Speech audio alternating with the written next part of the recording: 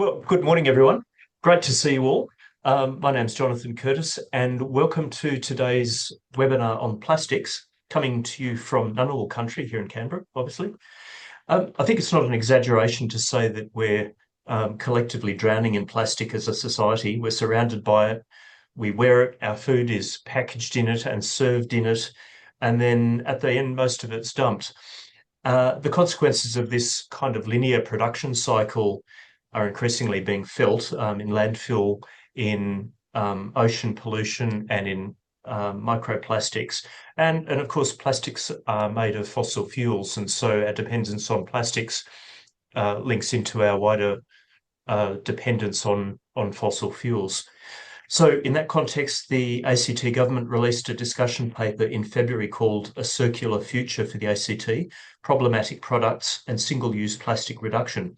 It tracks 5 tranches of progressive regulatory bans since 2011 of single-use plastic items and seeks input on 14 further specific categories of plastic items ranging from produce stickers to confetti. We're doing today's discussion in 2 phases. So we're going to start with Lisa Maclean, CEO of the National Circular Australia organisation. And the idea of that is to put all this into a bit of a national context, and also how bans and recycling fit into a circular economy. And I think there's probably no one better than Lisa and Circular Australia to talk us through some of those things. Now, Lisa, you're incredibly busy, and so very much appreciate your time. We've got Lisa for 20 minutes. And so we'll cover those things, and we'll, because Lisa needs to leave at about 12:20, as we go through, put your questions into the chat, and I'll make sure we have time to cover those off. When Lisa goes, then we'll zoom into the ACT and look at some of the specifics around what's in the discussion paper. But for that, we have Peter LeCornu, who's the convener of the WasteLess group in Sea Change, an ACT-based group, which is part of the Conservation Council. And I should say, just off screen to my left, I have Simon Copeland, Director of the Con Council, who is kindly going co-pilot for me. So let's get on with it. Lisa, welcome again. Just to kick us off, congratulations on getting the hosting rights for the Asia Pacific Circular Economy Hotspot in September, which must be making you frenetically busy. Maybe give us a snapshot of Circular Australia and what you do. Yeah, sure. And I've also got some slides if that's useful, Jonathan. Yeah. Please do jump in with them. Okay, well, I'll just get this going. Oh, I've just sent you a request to let me share. But in the meantime, Circular Yes, Australia is a and we're just allowing that now. good. Right, good to go. We are a member-based organisation, and we have about 380 members. And what we've done is, I'll get to these slides in a sec, but what we've done is really built, a community of practice, an army of organisations, both research, government, industry, large, small, medium, to drive and accelerate a circular economy. And since we established Circular Australia, we really welcomed the federal government's decision to set up a ministerial advisory group on circular economy that was under Tanya Plibersek a couple of years ago.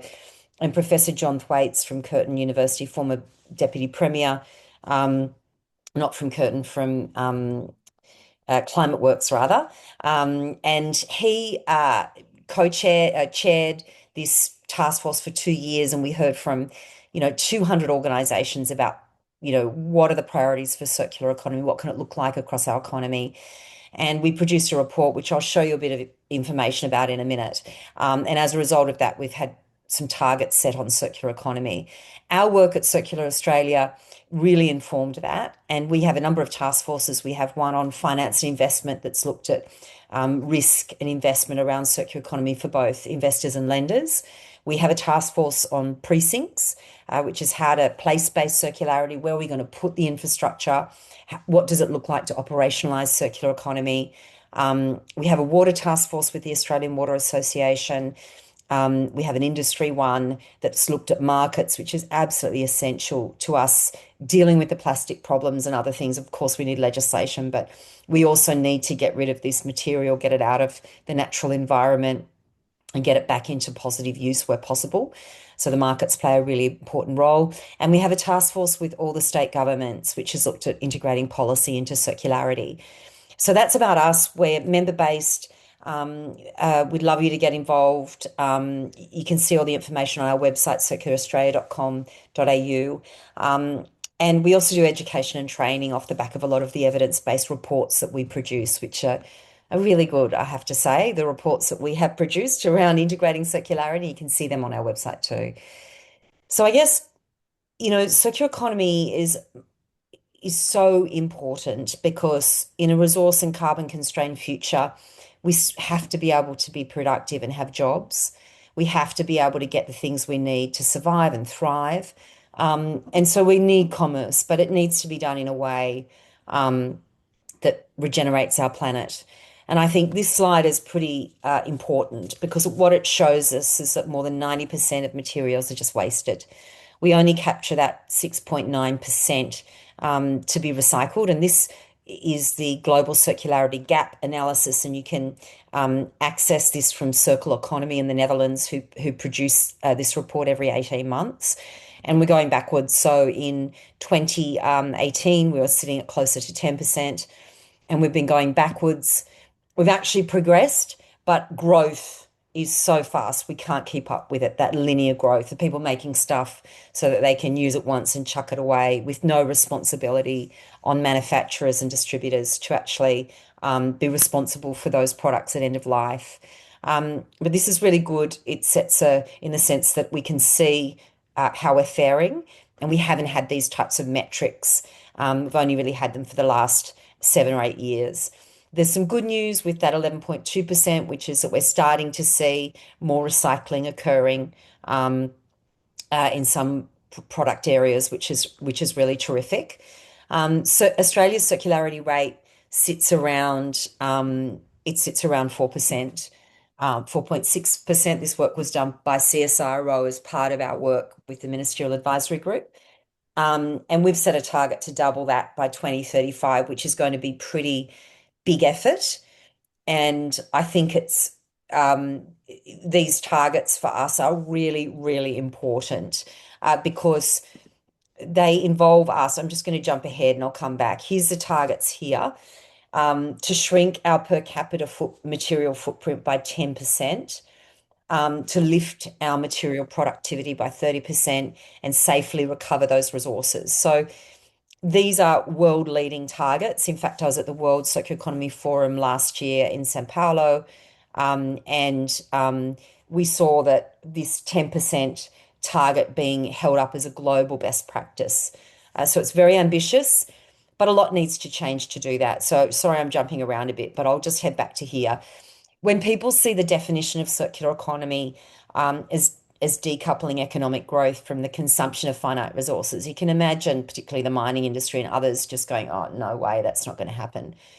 But actually, there is so much waste in our economy. If we're wasting 90% of the things that we make, we can absolutely decouple economic growth.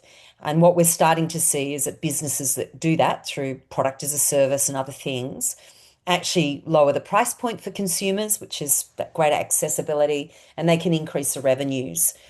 So circular economy is really making sense around the world. And we know that 80% of our trading partners actually have circular economy policies, regulation, and standards. And that's why you'll see circularity absolutely in the EU trading agreement negotiations. So it's based on these three principles: to design out waste and pollution at every stage of production, use, and end of life, keeping those materials at highest value possible. And you know stories and case studies and projects where, we're taking used glass and putting it into bitumen. That's fine, but that is not the higher order use. So glass should be a glass and can be a glass. We know that they last for hundreds of years, right? We're seeing them I've got some on my shelf. And we can't recycle our way out of this because There's so much waste coming at us. We have to look at a range of different levers, which I'm going to get into in a second.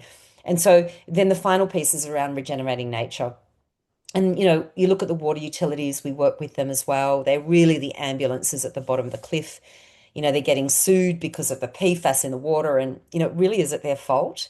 How on earth can they cope with materials coming at them through an economy that's unregulated with PFAS and other chemicals concern? And Australia's also been behind in implementing international treaties and agreements around chemicals of concern. So, we got to be thinking really upstream. As to what we can ban and how we can get these materials out of our economy in the first place, because they actually have an economic cost, and that cost is on the environment. And, you know, as many of you would be very well aware, the message really that circular economy drives is that economy and nature are one thing, and we have to actually be creating an economy that can regenerate and still give people what they need in a way that doesn't have that, such destructive waste and impact. The other really big hello of circular economy is the decarbonisation piece. So this is a graph done by the Ellen MacArthur Foundation, and it's a bit old now, and Australia has started to do some research to see what this could look like here. But it's a pretty strong rule of thumb for most economies that half of the emissions that we need to cut will come from that renewable energy transition.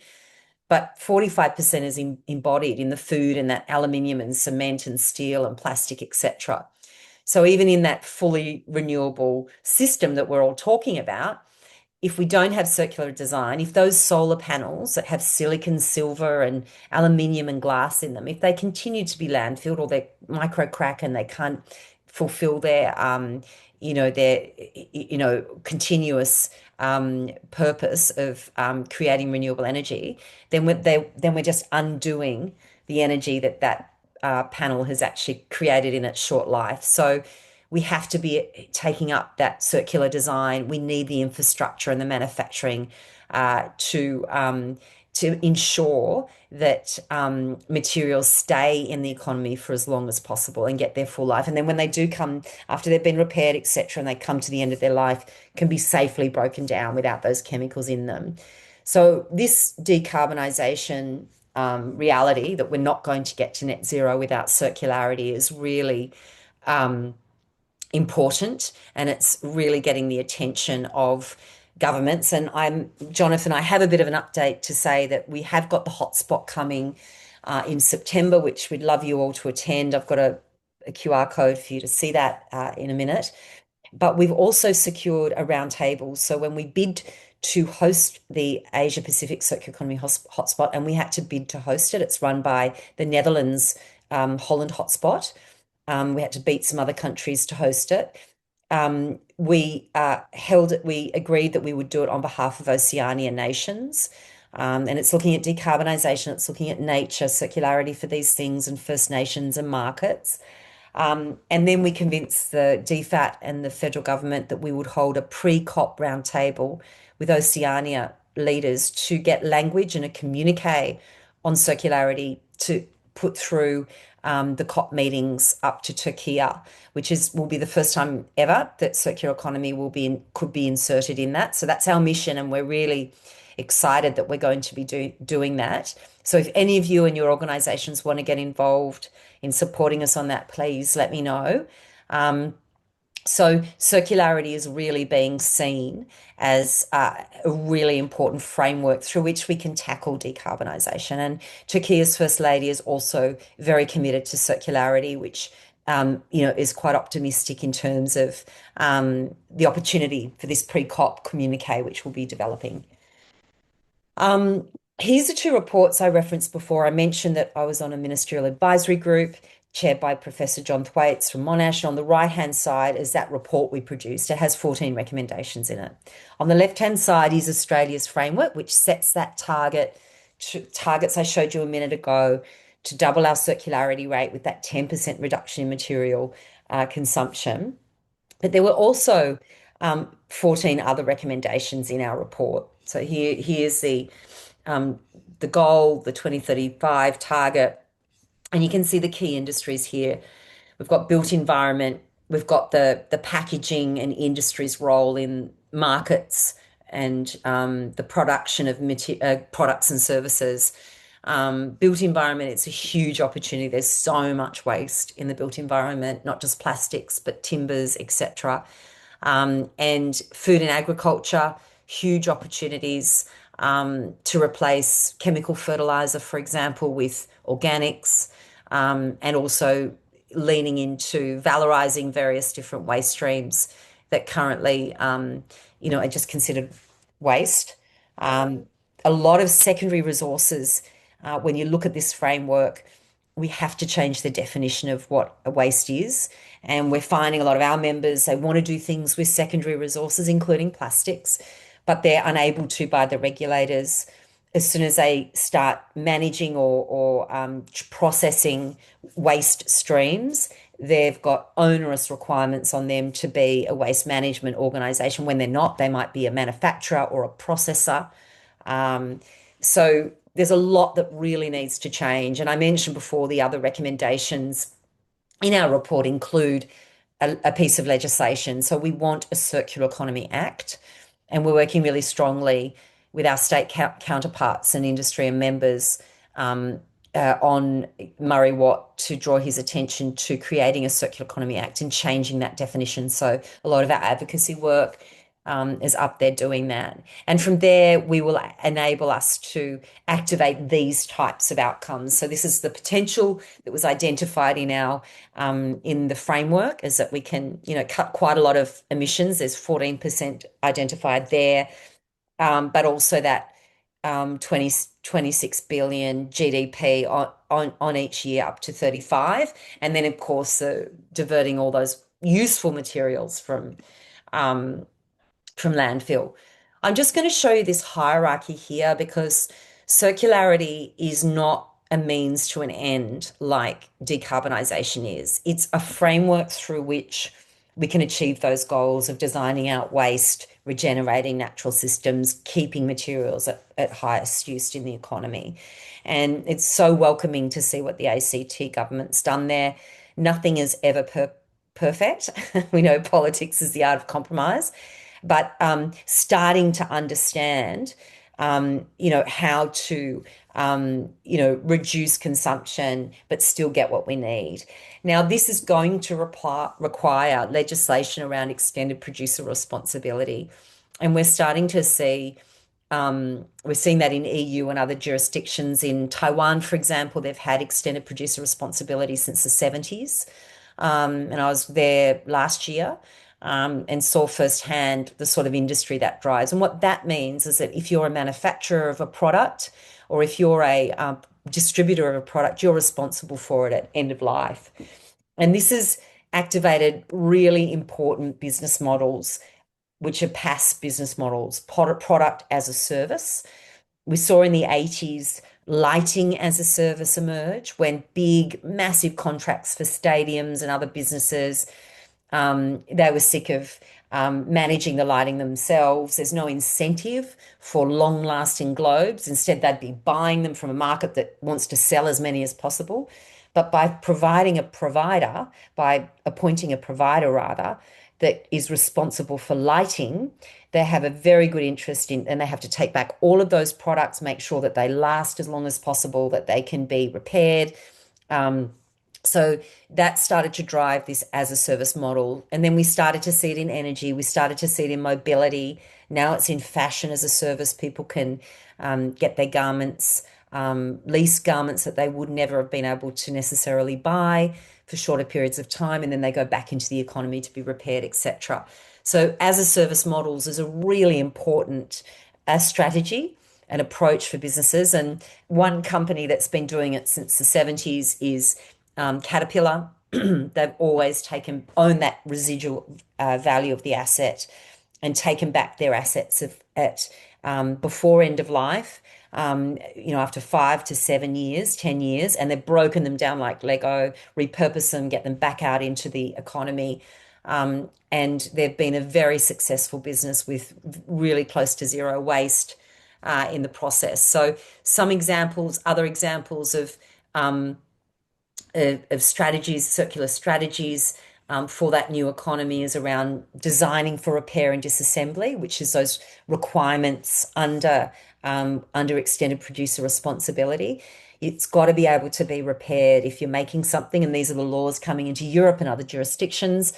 During COVID, we saw people dying because the respirators were broken in cupboards and they couldn't get their hands on them. They couldn't repair them because the screwdrivers to open the casing, the IP and software wasn't available. So it was actually a matter of life or death because we didn't have repairability requirements in products. Disassembling them is just as important. We know with solar panels, they can be very dangerous to disassembly. There's chemicals in there. There's also electronic components as well. So moving into this design for repair and disassembly is another really important lever, along with dematerializing. Dematerializing is where we replace highly carbon intensive cement with low carbon cement or switch to lightweight materials instead. So I think I've just talked a lot at you. I hope that was okay, Jonathan, and I'll stop now for some questions. It's fantastic. Thank you very much. It's a really good snapshot of the way forward in many ways. And I can certainly recommend some of the fantastic publications on the Circular Australia website, which I've read and found really interesting. Anyway, we've got time for a couple of questions. First one, is Circular Australia a social enterprise? You're on mute, I think. No, we're Right, a that's better. charity, we're a not-for-profit. Uh-huh.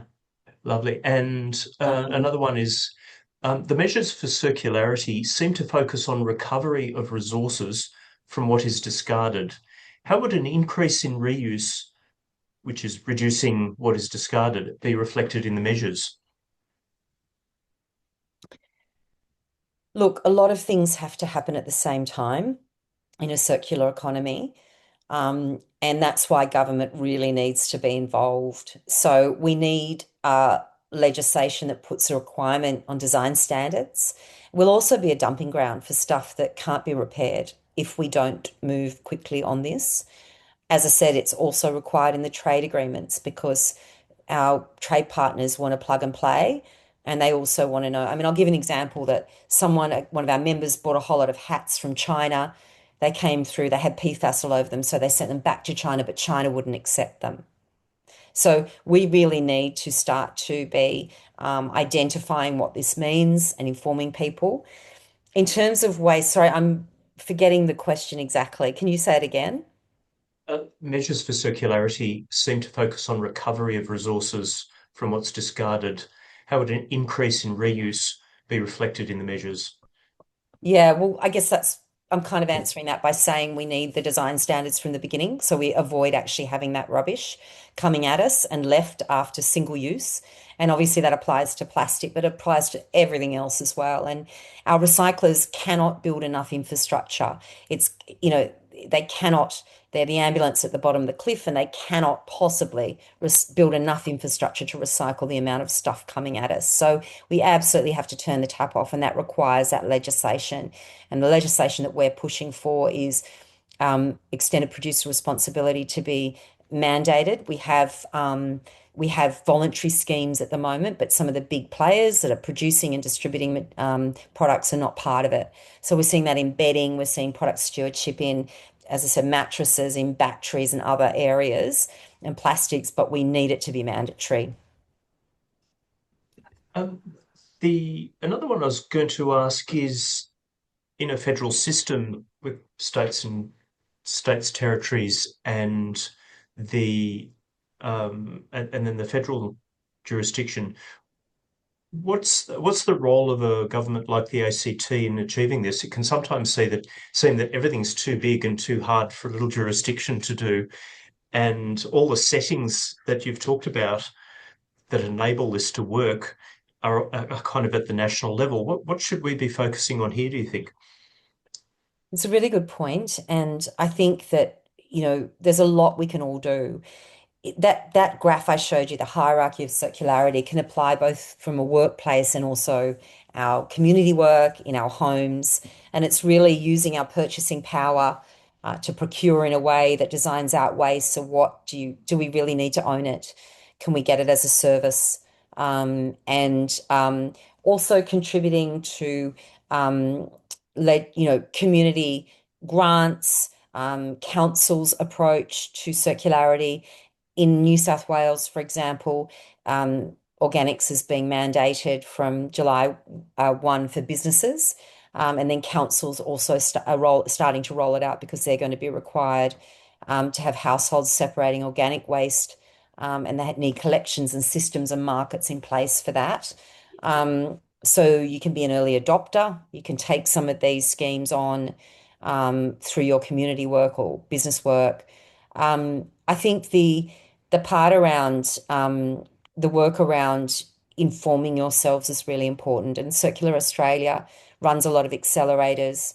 We produce quite strong evidence base. So, for example, we've just released our finance in circular finance investment guide, which actually looks at the risks of companies that are not linear, and it lists the different sectors most at risk in that carbon constrained and resource constrained future. So we look at physical climate risk, we look at social risk, nature risk, and you start to see if your organization or your supply chain is in some of these categories, then it's really worth understanding what sort of risks that could place on you in your supply chain. Resilience is another really brilliant and important point to make.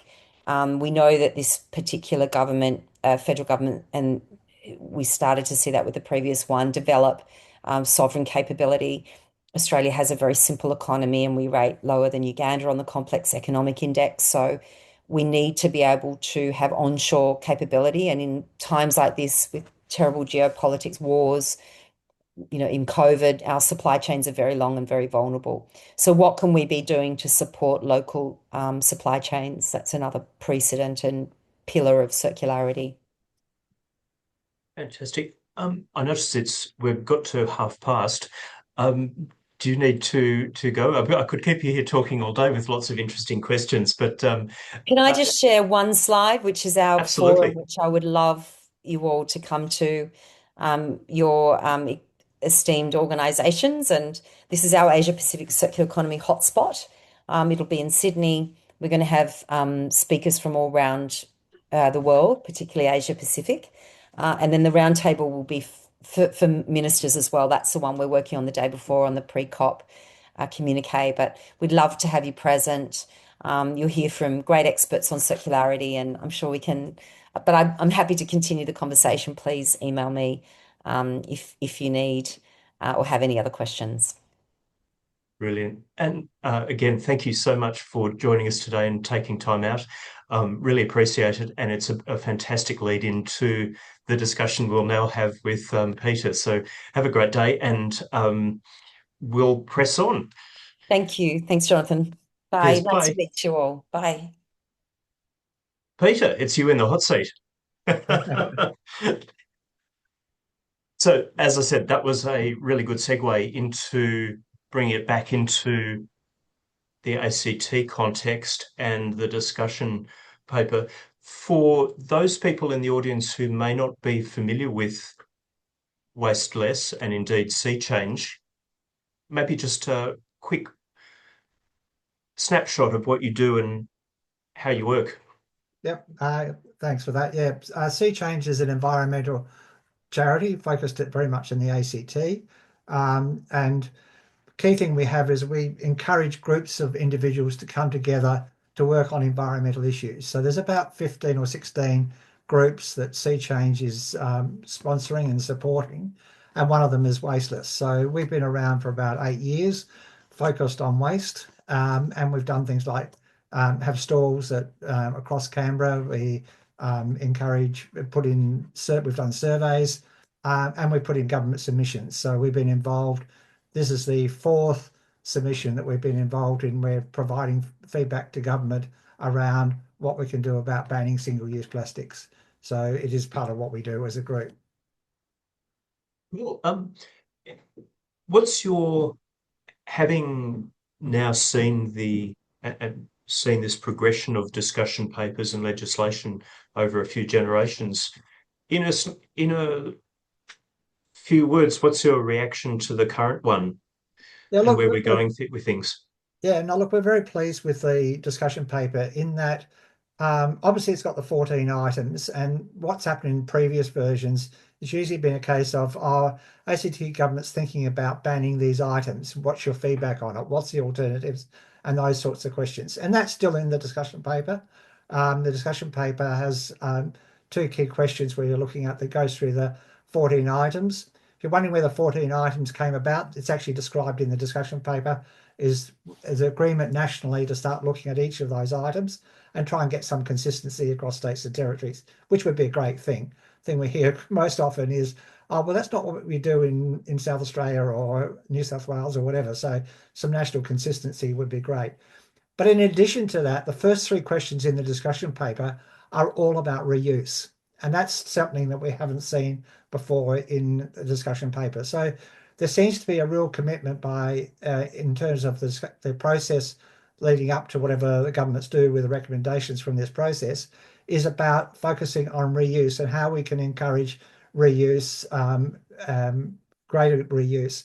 So obviously we're all familiar with shopping bags. I mean, we've all got used to using reusable, but how does that translate into things like coffee cups and lids and those sorts of things? And certainly out of the 14 items, there's 4 items that we've identified where we think we should be looking at reuse solutions rather than say what Western Australia has done, where they've just simply said, we're banning single-use coffee cups, but we're going to allow compostable cups as an alternative. We're not a great fan of compostable resources, and so we wanted to basically encourage how we can have reuse. So the dedicated among us take our coffee cup in to get it filled up, but that we're a small minority in the community. How do we move forward in terms of encouraging reuse as a more widespread practice? You mentioned the reservations about moving to compostable Yep. alternatives. That's a classic one that looks good on the face of it, but may have some unintended consequences. Can you talk about that a bit more? Sure. Look, the big thing about compostables is, if you think about it, all we're doing is replacing one single use with another form of single use. So it actually, the big problem with single use, and I guess single use plastics is the focus, but we'd focus on all forms of single use because ultimately it's a waste of resources. Every time you get a resource, use it once and then throw it away think about all the resources that go into making that happen. And it seems like, as I said, a complete waste to have that happen. So for us, compostables doesn't solve that problem at all. There are lots of other issues with compostables around PFAS and everything else, but uh, the waste of resources involved in it.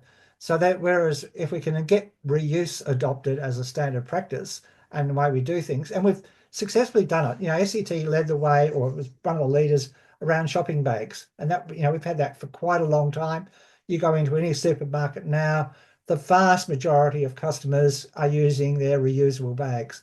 So we need to translate that into other areas of single use to stop the waste of resources. So at instances like public events, I think when we were chatting, you were talking about the folk festival. Yep. Can you give the folk festival as a bit of an example of, from what you were seeing, how it could work, how it actually works, the Yeah, kind of look, barriers we've still got? yeah. But, we've been involved in we've been, as a group, we're involved in a number of events. It's one of the areas we've been focusing on in the last 12 months is around events and how we do reusables at events. So there are a number of challenges in terms of implementing reuse. I'll use probably a simple example of a mug library. It's fairly easy to establish a mug library in an event. where someone comes along and gets their mug off the library, uses it, and then returns it back to us. Clearly, you've got to have collection points where you can collect those mugs, bring them back and you have to be able to wash them, either typically on site somewhere that you would wash them and return them for use with it. And certainly the things that we've been involved in, really you want to make it as with store working, we need to work with store holders to say, here's some reusable mugs. Please use them instead of your own of the disposable cups. And we find there's generally, most customers will accept that and use it. And that's again, it's how you make reusable work, and you do really work that through. Events are great if you've got a closed environment, or anywhere where you've got a closed environment like that, you can and get the mugs being reused or plates being reused.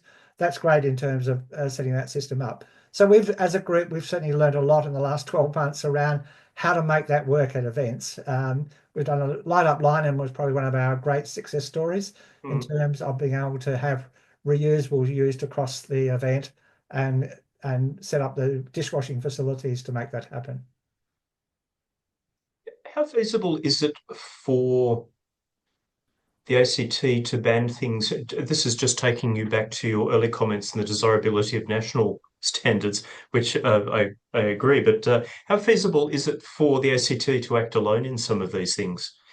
Well, let's have a talk about the 14 items. It's probably a good idea at this stage. So within those who are not familiar with the discussion paper, there is a list. So as well as having the questions about reuse, there are a number of questions around the 14 items with it. There's a number of those items, as I said before, 4 items where we believe we should be looking at reuse solutions as a way forward. But there's also others where, in fact, we just simply should ban it.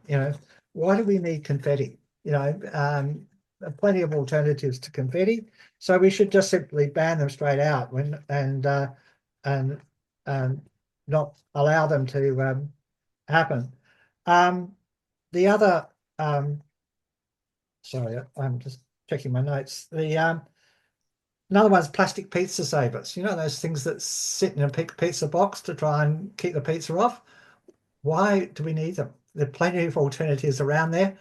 And what we've learned from previous iterations with working with the ACT government, if there's a clear alternative, the government is generally willing to adopt it, and suppliers could take on board.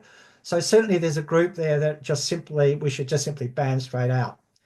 But there are other items, and the big one for me is cigarette butts.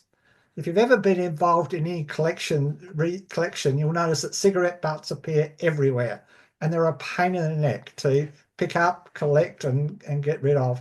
But they're disposed of. It's unlikely the ACT acting in its own. We're putting that in the recommendation of it should be banned, but there is no alternative at the moment that we're aware of that could be used to replace it. And it's one probably where we need national action to do that. Our group strongly supports the need for EPR legislation that we were talking before with Lisa. That is clearly got to be part of the solution of how we do that. And the cigarette butts is a really good example of that, where we really need to find national solutions. I think also we've got to be conscious because we're surrounded by New South Wales, that we need to think about in a couple of the items. If we adopt a solution outside of New South Wales, we're probably asking for trouble with that. And another good one, which really annoys me, is the stickers that go on fruit and vegetables. When you walk into Woolworths or Coles, those things do not decompose. You may have seen an article recently about the work was done with the National Folk Festival, where they've redirected more to waste to a farmer out at Braidwood. He puts it all in a big hole, and it won't come back 12 months later, and it's all decomposed. But guess what? Those stickers that are on the fruit do not decompose. They're still there, just as fresh as they were 12 months previously. So it's a good example of one where we really do need action, but the trials that have been done so far haven't worked. Trying to find an alternative which can easily be put into and decompose just not there. So let's put that in the category of we need a solution. We should ban it, but we're probably, because of the ACT being so small, we're not in a position to do it now. But with national action, they'd be good examples of things that in the future we should ban, because they do come into litter all the time, and we need to get rid of them.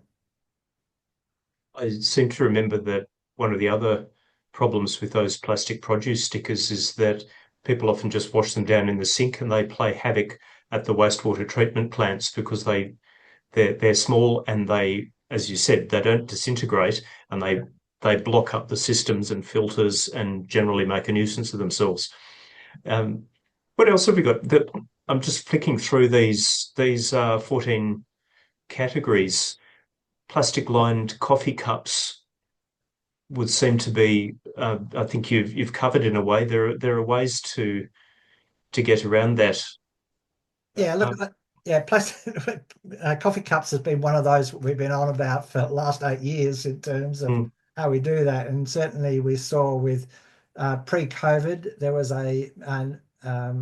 we saw much greater take up of people being prepared to bring in their own cups, but COVID put a stop to that and caused great confusion around whether or not vendors will take them. But certainly some work that we did last year, we deliberately went out to coffee house places and said, here's my cup, will you take it? And out of, I think, 40 odd that we actually visited, only one coffee shop said, no, we wouldn't take it. So there's a huge acceptance by the industry to support bring your own cup, but we've certainly got reluctance from customers themselves to do that. So that's an area we need to work on. I think what we've seen, in terms of solutions with the coffee cups, obviously you've got to think about, if we're going to have reusable, how do they get washed and that sort of thing. So, and for any business that wants to get involved in setting up what they call a swap and go system, some of you might be familiar with that, where the basic idea is that you go in the first time, you might pay a deposit on a cup, and then you go back each time, and each time you use it, they simply replace that cup. So Good Cup is one of those systems, but there's a number of others companies doing this. But that is a model that could easily be adopted. What governments probably need to do is, there is clearly a setup cost for business to take on board those swap and go systems in terms of initial supply of cups, and if they haven't already got it, dishwashing facilities to wash those dishes. So a role for government there is very much around how can they encourage food and beverage places to adopt those. But there could be more. Another thing that really annoys me and annoys other people is when you go into a cafe and someone orders a drink in a takeaway cup and promptly sits down. And there's examples around the world of, though, for dining customers, it should be a requirement to use reusables, not single use. That would be a useful legislation. We also think events are clearly an area, if you think about, we've got examples now around Australia of whole stadiums that are adopting reusable. It's a great environment. If you think about it, it's a great environment to implement reusables. It's what's often referred to as a closed system. What you have to think about, if you go in and get your food or drink at any stadium, then you just have to set up drop-off points for that reusable cups across that environment. So we're seeing that being done across Australia. Why don't we do it in the ACT and legislate and require that it be done with that? I think the other one, which was probably more contentious, is the idea of a fee on a cup.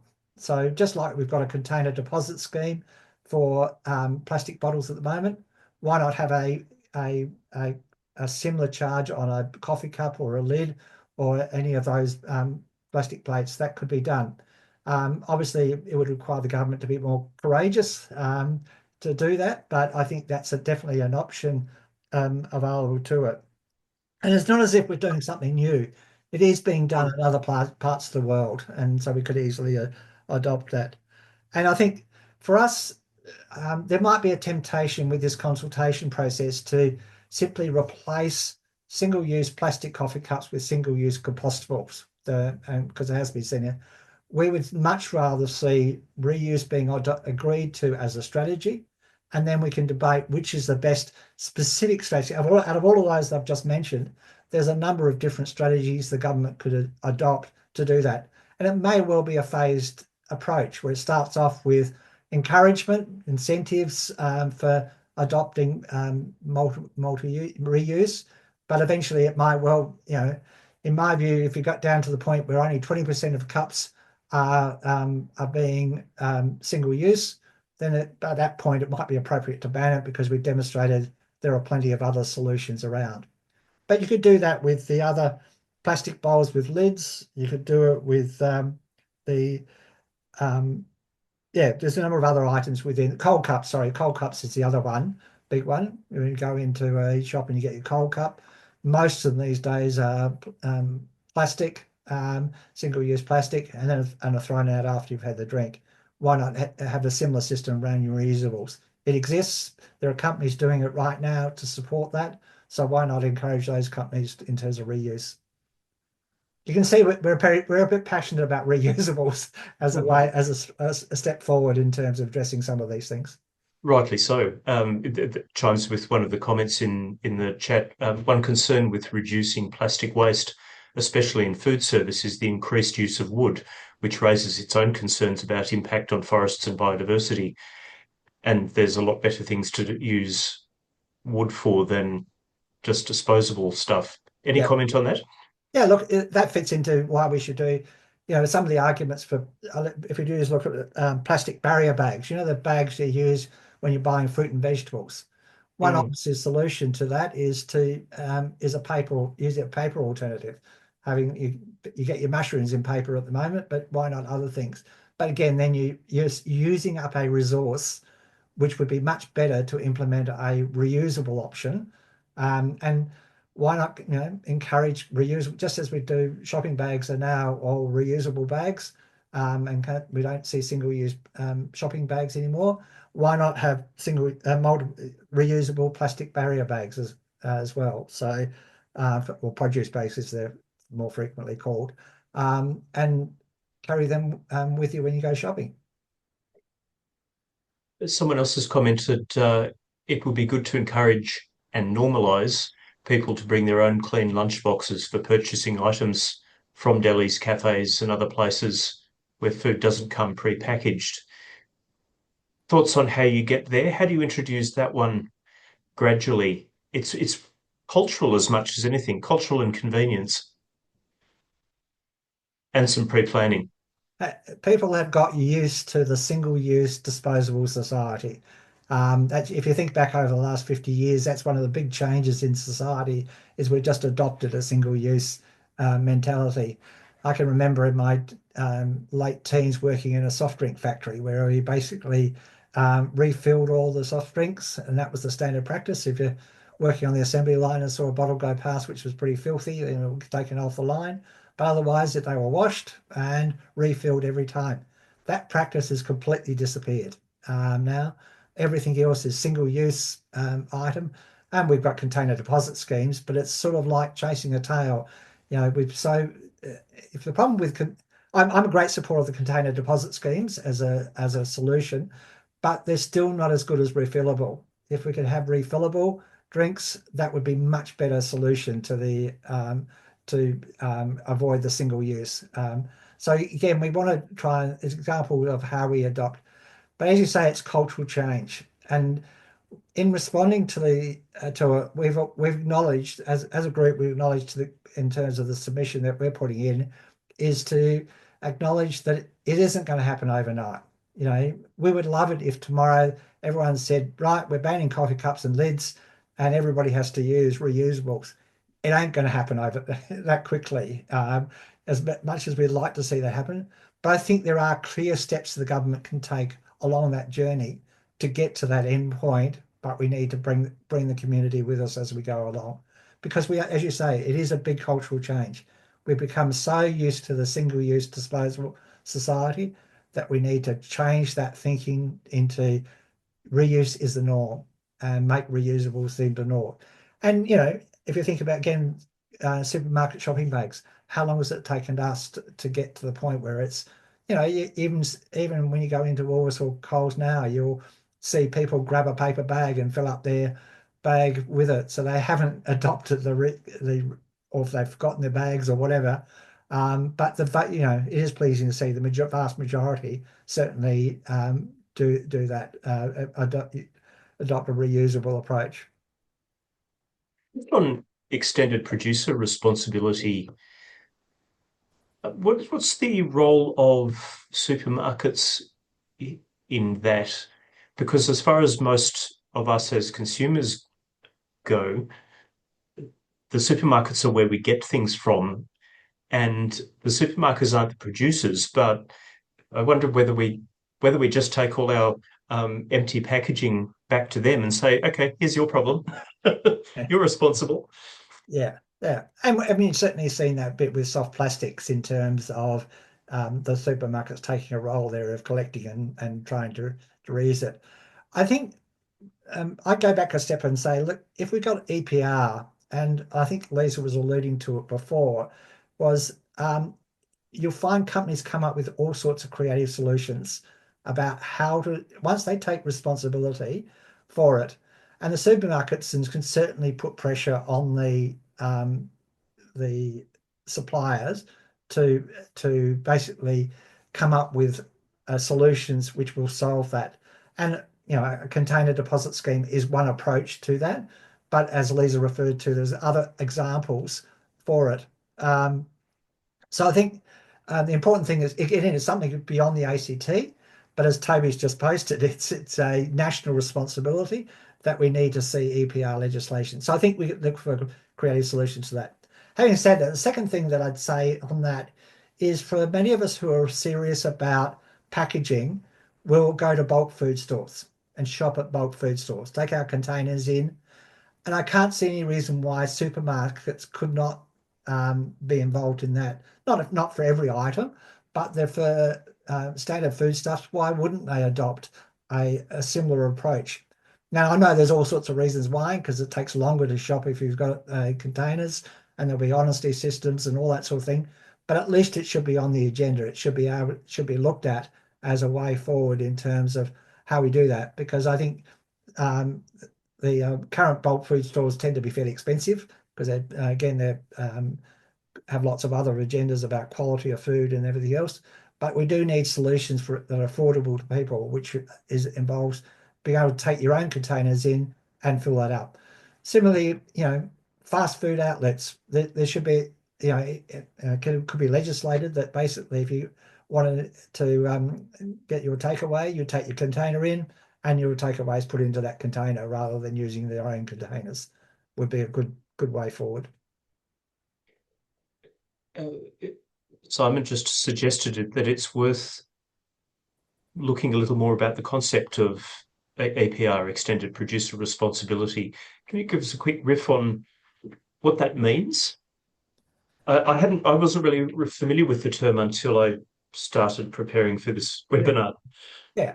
Well, as the name implies, it implies that the manufacturer, currently at the moment, if you think about it, is a supplier will, when manufacturing a goods or a packet of biscuits or something like that, will put a container in a plastic container and a plastic cover around it, but they don't care what happens to that packaging.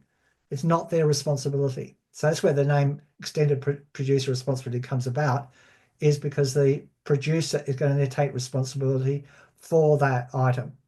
Now, you've seen some, I think Tim Tam biscuits was a good example where they made sure that they were recycled. And when Red Cycle was still around, the plastic coating on the outside could be put into Red Cycle, and the actual biscuit container was I think it was type number 1, so it could be recycled in most.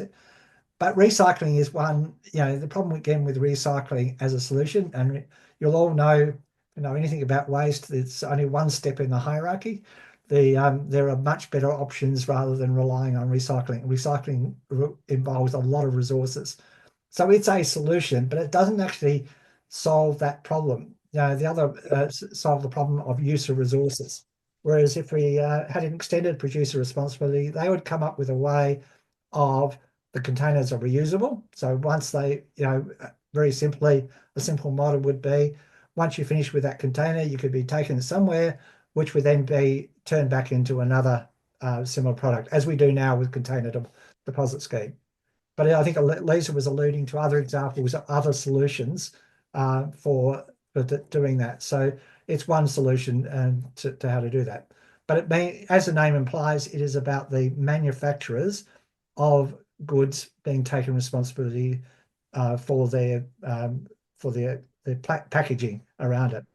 Packaging is a huge problem. If you think about it, the spread of even fast foods and meals, that you walk into a supermarket now, and the amount of prepared meals all sit on plastic trays, and that's a huge waste of resource solutions for it. Does that cover off enough about what EPR is about? It does, yeah. I think I just want to add there is a lot of pressure at the moment, and in terms of by a number of groups to get that national EPR legislation, and it's been talked about for a number of years. But I think those who are involved in advocating for national EPR legislation are certainly a bit more optimistic at the moment that something might actually happen at that level. So it's, in my view, it's in terms of responding to the discussion paper. I think it's one of those things you want to make a note of, that it's important that the ACT is supported, but ACT can't implement EPR by itself. It has to be a national approach to make that happen, because you think about all the products in the supermarket, most of them come in from other states or territories that are not made in the ACT. So, yeah. Actually, I probably just want to add one other thing there, which I hadn't mentioned so far, is if you're looking at the discussion paper, all those who are on the webinar, I'd encourage you to put a response in, because I think the more responses that people provide to that, if you're passionate around, you don't have to respond to all 14 items, you don't have to respond to all the questions that are in there are 8 questions in the discussion paper. You don't have to respond to all that. If you have a particular view about one particular item, then put it in, because when the officers in the ACT government look at these responses, they then have to prepare a recommendation to the minister as to what the next steps are.